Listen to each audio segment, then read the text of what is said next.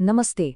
आज हम बात करने वाले हैं गोवा के Birch by Romeo Lane night club में हुए उस भयानक अग्निकांड की, जो सिर्फ एक हादसा नहीं था, बल्कि लापरवाही, डर और कानून से भागने की एक ऐसी कहानी बन गया है जिसने सबको चौंका दिया। सच कहूं तो इस पूरी कहानी का सबसे दर्दनाक और हैरान करने वाला पहलू यही है। ये एक ऐसा धोखा था, एक ऐसा विश्वासघात जिसने पूरे देश को अंदर तक झकझोर कर रख दिया। तो सवाल यही उठता है कि आखिर ये सब हुआ कैसे? मौज मस्ती के लिए बनी एक जगह देखते ही देखते मौत का जाल कैसे बन गई?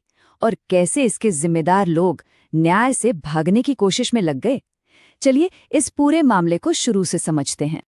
इस कहानी की शुरुआत हम आग लगने से नहीं बल्कि क्लब के मालिकों की सोची समझी फरारी से करेंगे, क्योंकि उनका भागना आग लगने जितनी ही तेजी से हुआ था। जरा सोचिए, ये सब कितनी तेजी से हुआ होगा। आग लगे अभी सिर्फ आधा घंटा ही हुआ था कि लुथरा भाइयों ने मदद बुलाने के बजाय सबसे पहले अपने फोन बंद किए। उनका पहला काम अपने ग्राहकों को बचाना नहीं, बल्कि खुद को बचाकर देश से भागना था। यह बात दिमाग को सुन कर देती है ना? जब एक एक सेकंड कीमती था, जब हर एक पल किसी की जान बचा सकता था, उन मालिकों ने एक भी फोन, एक भी कॉल पुलिस या फायर ब्रिगेड को नहीं किया। क्लब के अंदर लोग चीख रहे थे और वो अपनी फरारी की फ्लाइट पकड़ने की तैयारी कर रहे थे। तो चलिए अब थोड़ा पीछे चलते हैं और ये देखते हैं कि ये खूबसूरत जगह आखिर एक भयानक हादसे के लिए इतनी तैयार कैसे थी। देखिए, ये क्लब देखने में बेहद शानदार था, मतलब इंस्टाग्राम के लिए एक परफेक्ट जगह। लेकिन इसकी यही खूबसूरती इसका सबसे बड़ा दुश्मन साबित हुई। लकड़ी, बांस और सूखी घास से बनी सजावट ने इसे एक ऐसे आग के गोले में बदलने के लिए तैयार कर रखा था जो बस एक चिंगारी का इंतजार कर रहा था। और फिर वही हुआ जिसका डर था। जश्न के लिए जलाई गई आतिशबाजी से निकली एक मामूली सी चिंगारी सूखी घास की छत पर जा गिरी और बस देखते ही देखते पूरा का पूरा क्लब आग का गोला बन गया। और सबसे डरावनी बात ये थी कि जब लोगों ने भागने की कोशिश की तो संकरे और बंद दरवाजों ने उन्हें मौत के जाल में फंसा दिया। इस लापरवाही की कीमत 25 जिंदगियों ने चुकाई।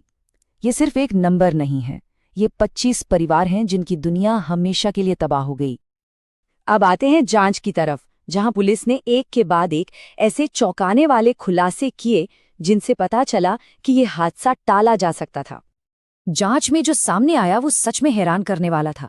फायर सेफ्टी सर्टिफिकेट एक्सपायर हो चुका था, क्लब के अंदर कई सारे कंस्ट्रक्शन अवैध थे और सबसे जरूरी चीज इमरजेंसी एग्जिट वो बंद पड़ा था। ये सिर्फ नियमों को तोड़ना नहीं था, ये जानबूझकर की गई एक आपराधिक अनदेखी थी।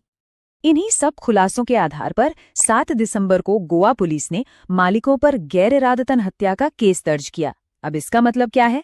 इसका सीधा मतलब ये है कि कानून ये मानता है कि भले ही उनका इरादा किसी को मारने का न हो, पर उन्हें ये अच्छी तरह पता था कि उनकी लापरवाही किसी की जान ले सकती है।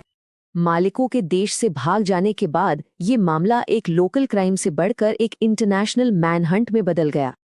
जब ये साफ हो गया कि लुथरा भाई भारत में नहीं हैं, तो मामला सीधे भारतीय विदेश मंत्रालय और गृह मंत्रालय तक पहुंचा। अब ये सिर्फ गोवा पुलिस का केस नहीं था, ये देश की प्रतिष्ठा का सवाल बन गया था। इसके बाद जो हुआ वो भारतीय और अंतर्राष्ट्रीय एजेंसियों के बीच एक कमाल के तालमेल का उदाहरण है। रेड कॉर्नर नोटिस की प्रक्रिया शुरू हुई और सिर्फ 4 दिन में थाईलैंड में छिपे इन भगोड़ों को ट्रैक करके पकड़ लिया गया। और फिर आई ये तस्वीरें जो सोशल मीडिया पर आग की तरह फैल गईं। इन तस्वीरों ने लोगों के गुस्से को कुछ हद तक शांत किया। सिर झुकाए खड़े मालिकों की ये तस्वीरें एक संकेत थी कि कानून के हाथ वाकई लंबे होते हैं। तो चलिए अब कहानी को आज तक यानी 13 दिसंबर 2025 तक लाते हैं और देखते हैं कि इस मामले में अभी क्या चल रहा है और आगे क्या होने वाला है। तो अहम बात यह है कि कानूनी सिस्टम इस मामले को बहुत ज्यादा गंभीरता से ले रहा है। अदालतों का इसे दुर्लभ से दुर्लभतम लापरवाही कहना ये बताता है कि वो इसे एक साधारण दुर्घटना बिल्कुल नहीं मान रही हैं। और तो और, जमानत याचिकाओं को पहले ही खारिज करना ये एक बहुत कड़ा संदेश देता है। इस हादसे ने सोशल मीडिया पर एक तूफान खड़ा कर दिया है। लोग सिर्फ पीड़ितों के लिए न्याय नहीं मांग रहे हैं, बल्कि ऐसी जगहों का बहिष्कार करने की भी बात कर रहे हैं जहां सुरक्षा को हल्के में लिया जाता है।